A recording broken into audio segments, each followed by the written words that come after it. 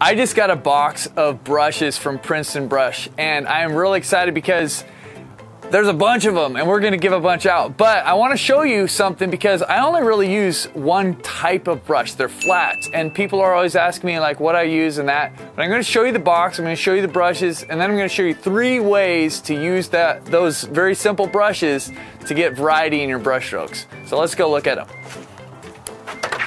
So here we go, let's get this box open.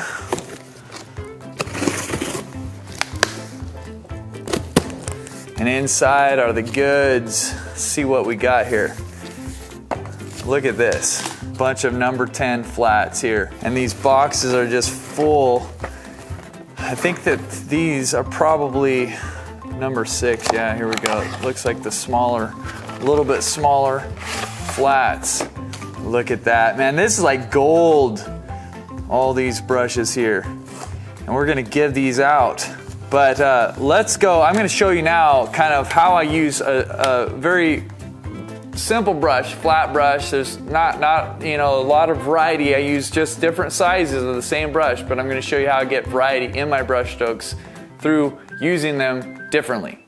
Okay, the 3 kinds of brush strokes I'm gonna show you are thin, I'm gonna call the second one scratchy, and the last one I'm gonna call bold. So to start with the thin, I'm gonna just show you the order that I would do this, and I'm gonna put a little bit of medium down because I'm gonna want this to be a little bit more liquid-like, and it's gonna be a little bit fluid. I'm mixing in a little bit of blue here, and why I'm using blue right now is because I also want to show you the order that I would paint and why you might use thin brush strokes to be a little bit darker. It doesn't mean that every brush stroke has to be thin, but I'm giving you a little extra idea here of how to use your thin dark paints to create depth in your painting. Because if you have a shadowy area, and I'm just trying to think here of what I should be painting. Maybe I'll paint a tree here. But we'll use some of these darks to be a thin brush stroke. So you can see it's very thin, right? I mean, nothing too complicated about it, but they're thin. And they're kind of transparent, and they're, like I already mixed in some of this, you know, this liquid medium. You know, if you put your brush in a little bit of water, you'll get a little bit of that, and you'll have this very thin kind of brush stroke. Kind of can feel a little bit like watercolor or something like that at this point, and that's a thin brush stroke.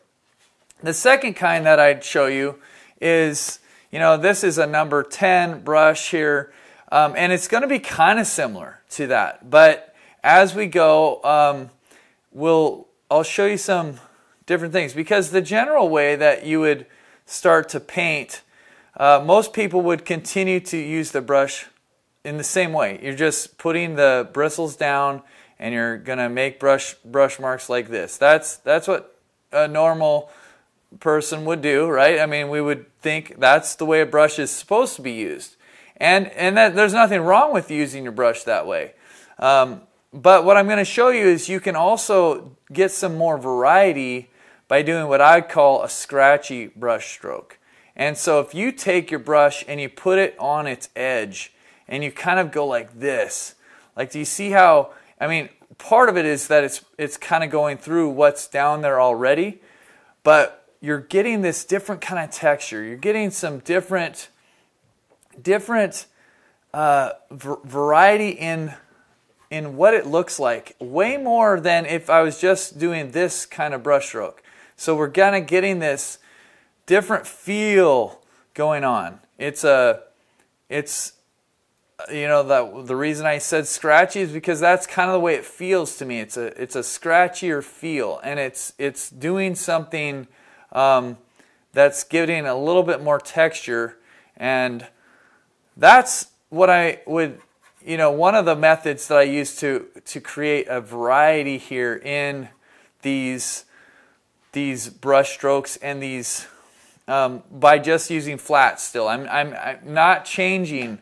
And that could be a small flat. I could use a little flat like this, which is a different, another, you know, it's probably a number 4 or maybe even smaller, but same idea. We're just going to come in, we're going to do these scratchy brush marks. And then the last one that we're going to talk about is a bold brush stroke. And so if I, you know, again, I'm looking at a painting and I'm thinking about the order. You know, I want my darks generally to be thin. I want them to go further back. This is how we create this depth, by having our darks be thin, and then we can add this variety in. We can do some textured things, and we can turn our brush on the side. But at some point, we really want some bold brush strokes and brush marks, because that's what's going to give our painting this depth. So let's imagine that we're looking at a tree, and behind it there's some kind of sunset. There's something going on here.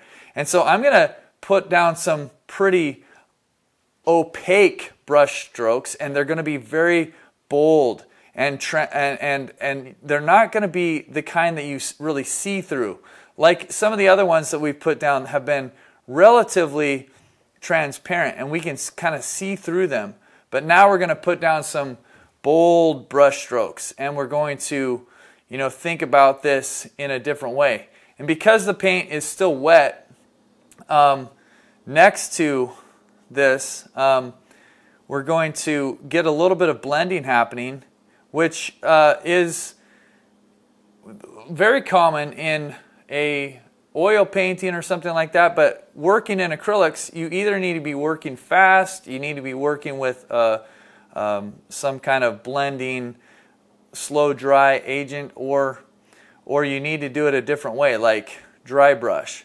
But because we're working kind of fast here and we still have wet paint down there, we can bring in some really great blends into this. But we're really just creating strong brush strokes here, and we're letting those be the bold and they're the opaque, and I'm putting on more paint with each of these brush strokes. They're not as thin as the original brush strokes were when we were laying down the dark and transparent layer.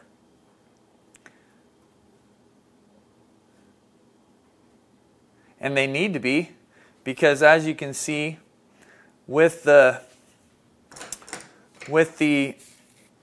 paint that's already down there, we need these to stand on top. We need them to stand out and to be different. And so to cover that, some of those thicker, or some of those brush strokes that are down, they're still wet. We need this to be nice and thick and go on top. And we're just shaping right now this tree with the background sky. And so hopefully over time you'll start to see it more and more, that we're looking at a tree, we're looking at these branches, we're able to maybe see little bits through. But these are bold brush strokes here. And they are good to create the rest of the depth that we were talking about earlier. So I'll kind of close it out up here at the top with some final thick, bold brush strokes here. And I'll talk briefly about each of these one more time.